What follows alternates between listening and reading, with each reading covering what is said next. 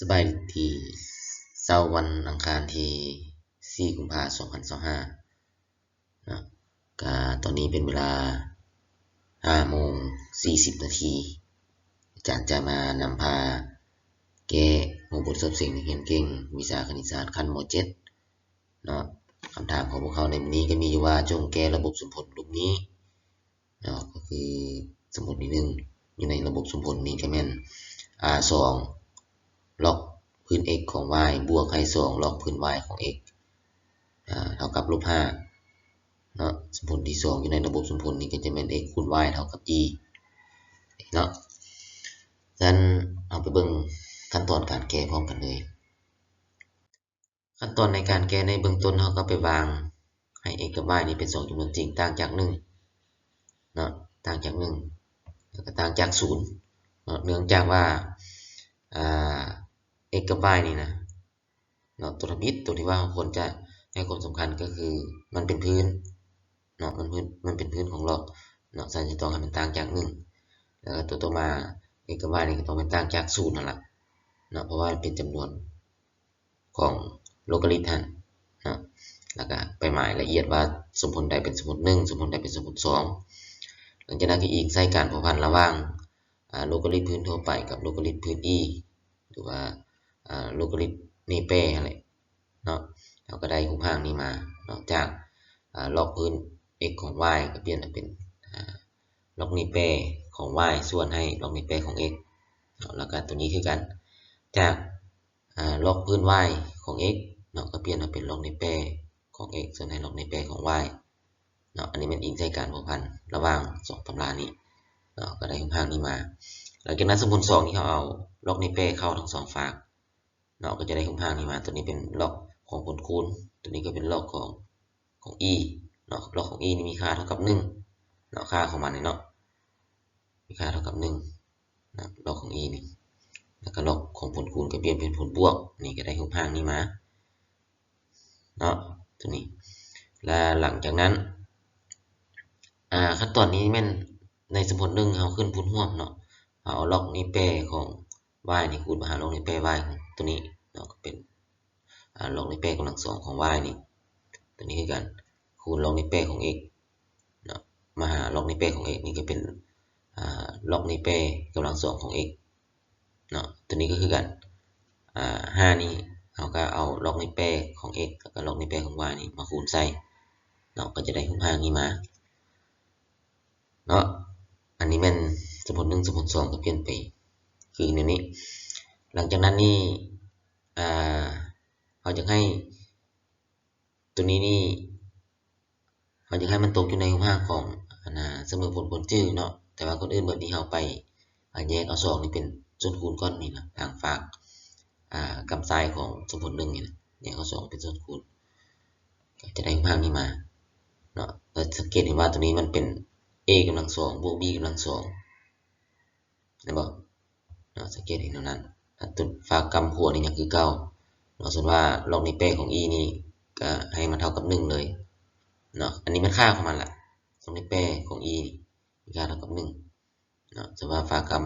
ำซ้ายของสมผล2นี่ก็เอาไว้คือเก่าแต่ว่าตัวนี้นี่มันเป็น a กำลัง2บวกa กำลัง2บวก b กำลัง2ตัวนี้เนาะเราจะให้มันตกอยู่ในรูปร่างของเสมอผลจื้อก็แม่นเอาธรรมดามันจะมี 2ab นี่แล้วก็บวก 2ab ใส่เนาะบวก 2ab ใส่แล้วก็ลบออกแล้วก็ลบ 2ab ออกนี่เพื่อว่าบ่ให้มันเพื่อว่าบ่ให้มันเปลี่ยนแปลงเนาะมีค่าเปลี่ยนแปลงก็ต้องบวกใส่แล้วลบออกเนาะแต่ว่าคนอื่นเบิดเขาก็ไปวางให้ x กับ y นี่ให้ x กับ y นี่ x นี่เท่ากับล็อกในแปรของ x y เท่ากับล็อกในแปรของ y ตัวนี้เราวาง x กับ y นี่ก่อนเนาะเพราะว่าเราจะได้สังเกตเห็นอย่างง่ายดายเวลาแก้สมผลเนาะเราจะสังเกตเห็นง่ายดายตัวนี้เราเบิ่งนี่มันยังสับสนเนาะเป็นรูปร่างที่ว่าง่ายดายนะก็ไปวาง x นี่เท่ากับล็อกในแปรของ x y เท่ากับล็อกในแปรของ y หลังจากนั้นก็ได้รูปร่างนี้มาได้รูปร่างตัวนี้มาเพียงแต่ว่าเราเอา x นี่ไปแทนใส่ ตำแหน่งของล็อกนี้ไป x หั่นแล้วก็ y ไปแทนใส่ตำแหน่งของล็อกนี้ไป y เนาะอันอื่นก็เป็นหยังคือเก่าหลังจากที่ว่าเราได้ระบบสมผลตัวนี้มาเนาะ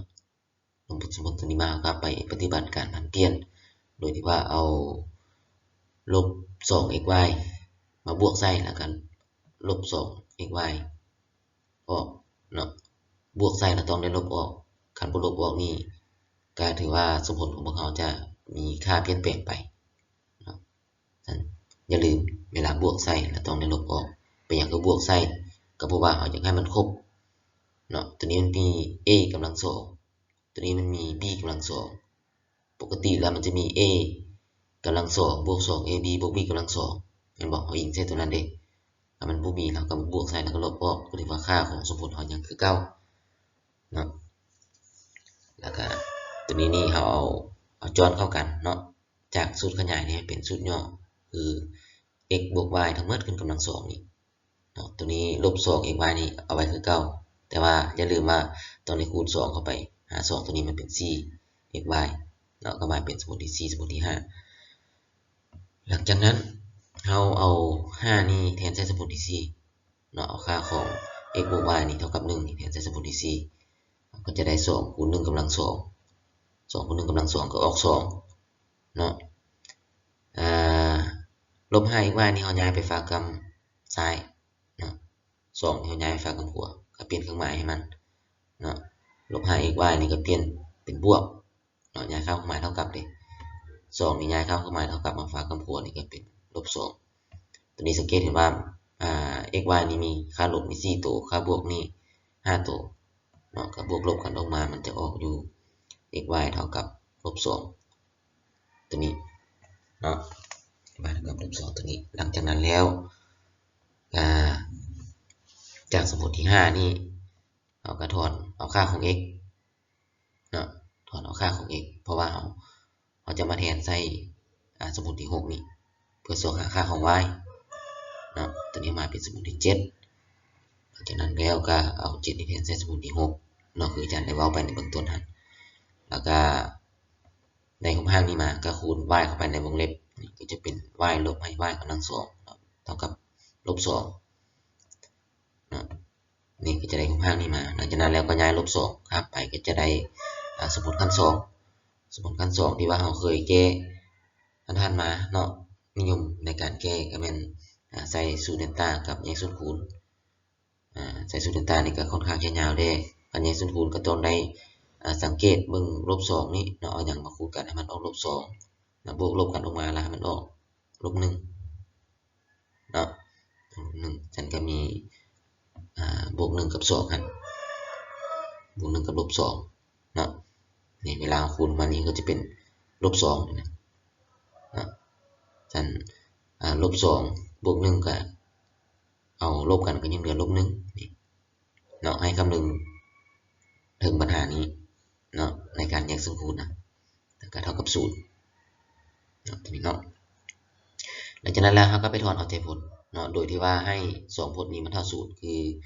y บวก1กับ y ลบ2นี่ให้มันเท่ากับ0แล้วก็ถอนเอาค่าของ y แสดงว่าค่าของ y นี่จะมี2ใจผลเนาะมี2ค่าเนาะคือ y นี่เท่ากับลบ1เนาะเอาย้าย1ค่ามาดินี่ y เท่ากับ2เพราะว่าย้ายลบ2นี่ค่ามาเนาะถ้ามี2ค่าเนาะก็แสดงว่าเราได้ค่าของ y แล้วก็ยังค่าของ x ไว้เนาะยังค่าของ x ค่าของ x ก็จะมี2ใจผลเหมือนกันเนาะมี2ค่าเพราะว่าค่าของ y มี2ค่าดิเราก็ไปสืบต่อจากที่ว่าเราได้ค่าของ y มาเนาะค่าของ y มี2ค่าค่าที่1ก็เป็น y เท่ากับลบ1เนาะค่าที่2ก็เป็น y เท่ากับ2หลังจากนี้เราก็จะไปแทนเนาะเพื่อส่องหาค่าของ x เนาะก็โดยที่ว่าเอาค่าของ y เท่ากับลบ1ในค่าของ y เท่ากับ2นี่ไปแทนใส่สมมุติที่7เนาะสมมุติที่7ก็แม่นx เท่ากับ1ลบ y เนาะอันนี้อาจารย์เขียนขึ้นมาเนาะบ่แม่น7คูณให้ x ได้ตัวนี้เนาะมัน7คูณให้ x เนาะสมมุติที่7นี่อาจารย์อยากให้เห็นสมมุติที่7นี้ว่าแม่น x เท่ากับ1ลบ y เนาะเอาไปแทนใส่สมมุตินี้เพื่ พื่อว่าจะสวหาค่าของ x เนาะก็ไปแทนใส่เลยเนาะทำผิดเขาก็ใจผลที่1นี่ไปแทนใส่ก็คือลบ1นี่ไปแทนใส่ตัวนี้ก็จะเป็น1ลบให้ลบ1เนาะลบคูณลบก็เป็นบวก1บวก1ก็เป็น2เนาะวันนี้กรณีที่ว่า y เท่ากับ2 y เท่ากับ2ก็ไปแทนใส่ก็จะเป็น1ลบ2เนาะค่าลบเป็น2ค่าบวกมีอยู่1ก็ลบกันออกมาก็ยังเหลืออยู่ลบ1เนาะก็ถือว่าได้ค่าของ x ค่าของ y และอย่าลืมว่าในเบื้องต้นแม่นเราแทน x มันเท่ากับล็อกในแปรของ x แล้วก็เอาวาง y เท่ากับล็อกในแปรของ y ฉะนั้นเราจะต้องได้ไปแทนคืนเนาะโดยที่ว่าเอาค่าของ x กับค่าของ y นี่ไปแทนคืนใส่สมมุติที่3เนาะอย่าลืมได้เพราะว่าตอนเราปัจจุบันนี้ก็แม่นเรารู้ค่าของ x ใหญ่กับ y ใหญ่เนาะ x ใหญ่ก็แม่นเท่ากับล็อกในแปรของ x y ใหญ่จะเท่ากับลบในแปรของ y เนาะตัวนี้จะสับสนกันเนาะเอาไปแทนคืนเพื่อซอกหาอย่างก็เป็นเพื่อซอกหาค่าของ x น้อยกับ y น้อยเนาะให้เข้าใจคือนั้นก็ไปซื้อตัวแทนเนาะกรณีทบิดนี่ x เท่ากับ2กับ y เท่ากับลบ1นี่เอาไปแทนเท่าละตัวเนาะเพื่อซอกหาค่าของ x น้อยฮะเอาไปแทนค่าของ x ใหญ่นี่ใส่เนาะ x ใหญ่นี่เท่ากับ2ฉะนั้นลอกในแปรของ x ก็ต้องเท่ากับ2เนาะแทนใส่ตัวนี้ดิแทนใส่ตัวนี้แล้วก็ฉะนั้นเราก็จะได้ x นี่ก็จะเท่ากับ e กำลัง2นี่ลอกในแปรของ x เท่ากับ2เนาะก็จะได้ x น้อยเท่ากับ e กำลัง2เนาะหลังจากนั้นแล้วเราก็ไปแทนค่าของ y เท่ากับลบ1เนาะใส่ตัวนี้แหละ y เท่ากับลอกในแปรของ y นี่เนาะสันลอกในแปรของ y ก็เท่ากับลบ1 y ก็จะเท่ากับ e กำลังลบ1เนาะ e กำลังลบ1นี่เราสามารถเปลี่ยนรูปได้เนาะให้มันเป็น1ส่วน e เนาะให้มันเป็น1ส่วน e 1ส่วน e 1 e นี่ก็เป็น e กำลัง1นั่นแหละนี่เนาะแต่ว่าตัวนี้เป็น e กำลังลบ2ตัวนี้ก็ต้องเป็น1ส่วน e กำลัง2เนาะถ้าว่าตัวนี้ e เป็น e กำลังลบ3ตัวนี้ก็เป็น1ส่วน e กำลัง3เนาะเอาไปซื้อตัวแทนกรณีที่2อันนี้กรณีที่ว่าx เท่ากับลบ1แล้วก็ y เท่ากับ2เนาะก็แทนใส่สมมุติ3คือเก่าเนาะถ้า x เท่ากับลบ1เนาะลอกในแปรของ x ก็จะเท่ากับลบ1 x ก็จะเท่ากับ e กำลังลบ1แล้วเท่ากับ1ส่วน e เนาะค่าของ y เท่ากับ2ลอกในแปรของ y ก็จะเท่ากับ2 y ก็จะเท่ากับ e กำลัง2เนาะก็แสดงว่าเราได้ใจผลของระบบสมผลที่เพื่อนให้มาเนาะจะมี2แฟดเนาะคือแฟดที่1ก็แม่นe กำลัง2กับ1ส่วน e แฟดที่2ก็จะเป็น1ส่วน e กับ e กำลัง2อันนี้ก็ถือว่าเป็นคำตอบสุดท้ายเนาะมาเท่านี้การนำเสนอการแก้หัวบททดสิ่งนักเรียนเก่งวิชาคณิตศาสตร์ขั้นม .7 ของอาจารย์ในมื้อนี้ก็ถือว่าจบลงเพียงเท่านี้พบกันใหม่ในคลิปต่อไปขอให้ทุกคนโชคดีขอขอบใจ